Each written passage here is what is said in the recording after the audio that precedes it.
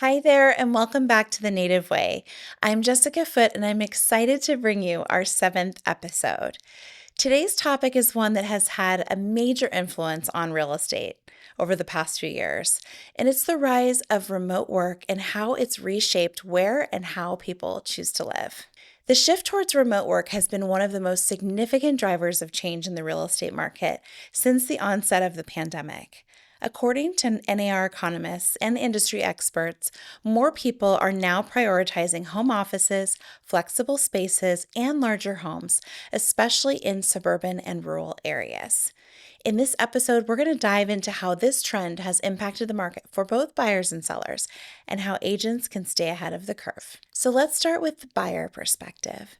Many buyers are no longer tethered to urban centers or office buildings, which means that they have more freedom to choose where they want to live.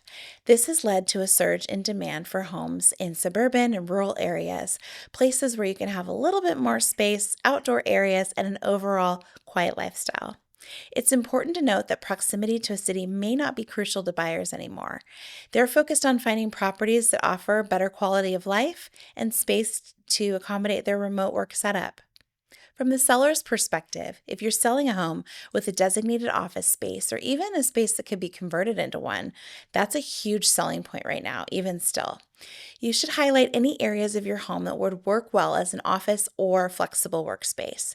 And if your home is in the suburbs, or a rural area, you can shift to buyer preferences and make that work to your advantage. So, how can agents take advantage of this trend? First, you need to understand that the features that buyers value has shifted. They're looking for homes with high-speed internet, larger kitchens, amazing outdoor spaces, and it's important to educate your clients on the benefits of areas that they maybe haven't considered before. And if they're working remotely, you might be able to introduce them to communities that they maybe wouldn't have considered and get more value for their money.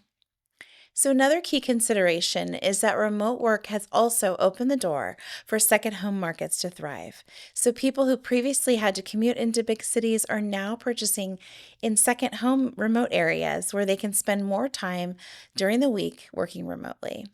So, this can be an opportunity if you're an agent in a vacation destination city. So, if you're a buyer or seller right now, this remote work trend has probably affected your thinking. Buyers, you might be reimagining where you want to live long term, while sellers, you should be emphasizing home features like offices and differences in design. The real estate market is evolving, and it's important for you to remember how these shifts can impact your decisions. So, at Contour Mortgage, where I'm a licensed mortgage loan officer, we've seen a rise in buyers taking advantage of this trend by relocating to suburban and rural areas. So, whether you're looking for a new primary residence or a second home, our team can help you to navigate your financing options that make sense for your goals. In closing, the shift towards remote work is transforming real estate, and it's a trend that isn't going to go away anytime soon. So, whether you're looking to buy or sell, make sure you're considering how remote work could play into your future decisions and how the features of your home fit into this growing demand for flexible work from home spaces. If you have any questions or need more advice, feel free to reach out to me via email at jessica@native.us, or you can connect with me on Instagram at Jessica Foote. And if you're interested in working at Native or exploring a career in real estate, visit our website, native.us, and check out our careers page. Plus, if you need some real estate education, head to native.teachable.com to sign up for some classes. Thank you for joining me today on The Native Way. If you enjoyed this episode, please subscribe, rate, and review the podcast. Your support helps us to share these valuable insights with more people.